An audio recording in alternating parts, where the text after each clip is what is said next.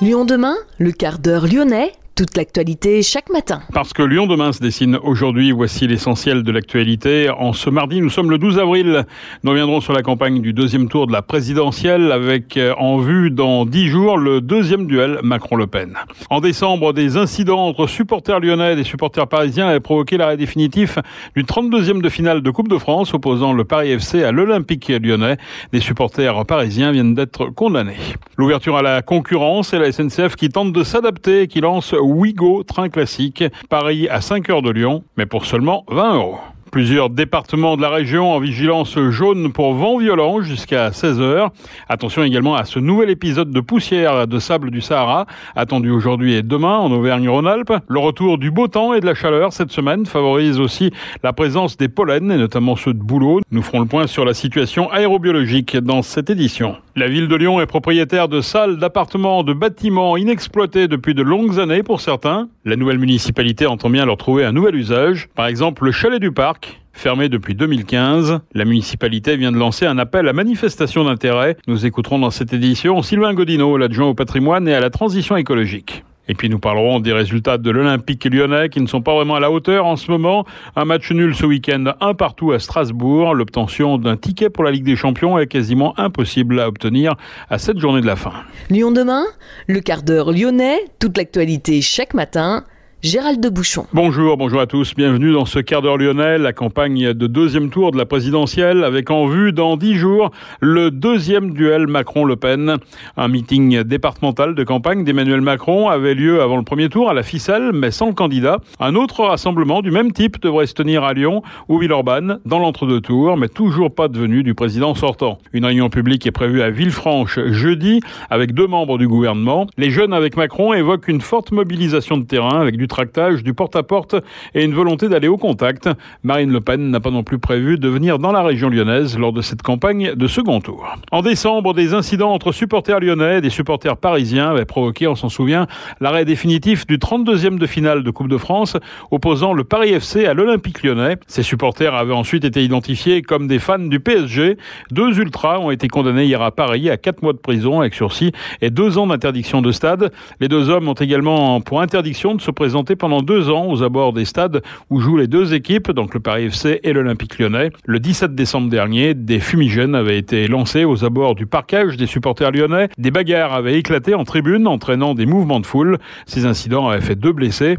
La Fédération française de football, partie civile dans le procès, a parallèlement exclu les 2 clubs de l'édition 2021-2022 de la Coupe de France.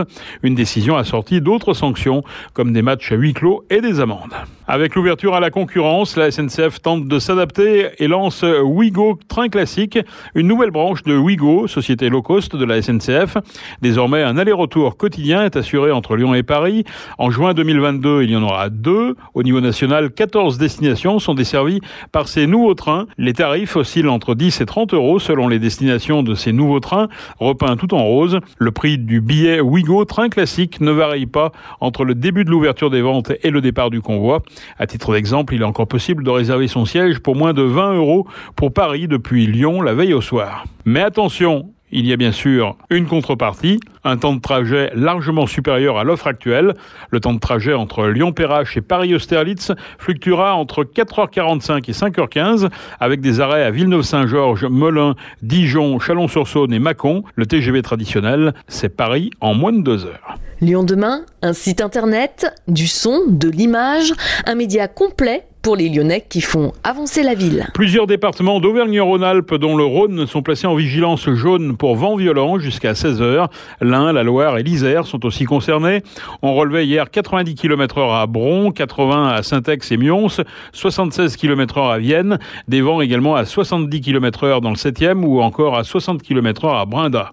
Du côté des Alpes, l'Isère, la Savoie et la Haute-Savoie sont toujours sous la menace des avalanches. Météo France a ainsi placé les 3 départements en vigilance vigilance jaune avalanche, et ce jusqu'à ce soir. Un nouvel épisode de poussière de sable du Sahara est attendu ce mardi et demain entre Rhône et Saône, comme le 15 mars dernier.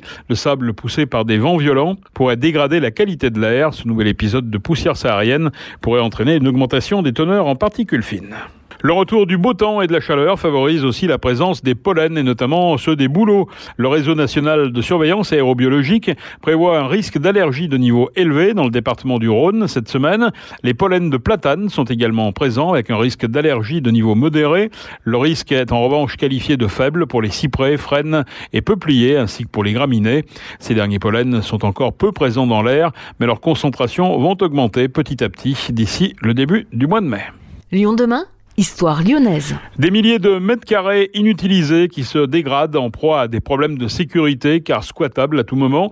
La ville de Lyon est propriétaire de salles, d'appartements et de bâtiments inexploités depuis de longues années. Pour certains, 3% du patrimoine de la ville serait dans un état de délabrement avancé et sont donc inutilisés. Grégory Doucet, le maire écologiste de Lyon. On pourrait citer le Palais Guimet par exemple, on pourrait citer alors dans les locaux vacants ou qui vont l'être prochainement, on peut penser à la Tour du Cirque dans le 8e arrondissement par exemple. Et puis un certain nombre d'appartements ou de logements notamment dans le diffus, dans la ville, que l'on a déjà identifié. Pour un certain nombre d'entre eux, on a déjà réalisé des travaux pour qu'ils puissent être remis en circulation, notamment pour pouvoir proposer des solutions d'hébergement d'urgence. Vous vous souvenez qu'il n'y a pas si longtemps, on vous présentait l'ancien commissariat du 7e qui est dans une aile du bâtiment, enfin de la mairie d'arrondissement du 7e, qui a été rénové et remis en circulation pour pouvoir accueillir des personnes à la rue. Voilà. Donc on a donné en début de mandat la priorité à la remise en état de bâtiments, d'appartements, de logements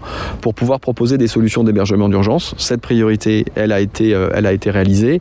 Donc maintenant, on s'attaque à d'autres objets patrimoniaux, dont le chalet du Parc, et il viendra d'autres bâtiments. On pourrait citer l'ex-École nationale des Beaux-Arts, on pourrait citer la Tour du Cirque, bien évidemment aussi à terme le Palais Guimet sur lequel on travaillera. Le chalet du Parc est un bâtiment emblématique du patrimoine, suspendu dans le temps. Dans les années 60, l'ancien chalet en bois avait été détruit pour être remplacé par un bâtiment en dur qui a fait les beaux jours des Lyonnais. Des grands banquets aux cérémonies de mariage en passant par les grands événements officiels pour 200 voire 300 convives. Mais depuis 2015, plus rien. Le chalet se meurt. Les 1700 mètres carrés sont à l'abandon car le bâtiment n'est plus aux normes. Pourtant, ce bâtiment, vestige des 30 Glorieuses, a encore du potentiel. La municipalité, propriétaire du parc de la Tête d'Or, en est persuadée et a d'ailleurs lancé un appel à manifestation d'intérêt. Sylvain Godineau, adjoint au patrimoine et à la transition écologique. Le chalet du Parc, aujourd'hui, on a le lancement d'un appel à manifestation d'intérêt pour trouver un consortium de preneurs privés qui vont le rénover, proposer un modèle économique qui permet, autour d'activités peut-être orientées restauration, buvette, événementielle, de dégager la possibilité d'animer un lieu tourné vers l'environnement, tourné vers la sensibilisation de tous les visiteurs du parc aux enjeux de biodiversité, de nature et de transition écologique au sens large. Donc on a un objet qui va être réouvert à tous. L'objectif, c'est d'abord de réouvrir ce lieu pour tous les Lyonnais, grands Lyonnais, et puis ensuite de profiter du fait qu'il est inscrit au cœur du parc pour faire le lien avec la biodiversité, la nature étant omniprésente dans le parc. Ça va coûter cher,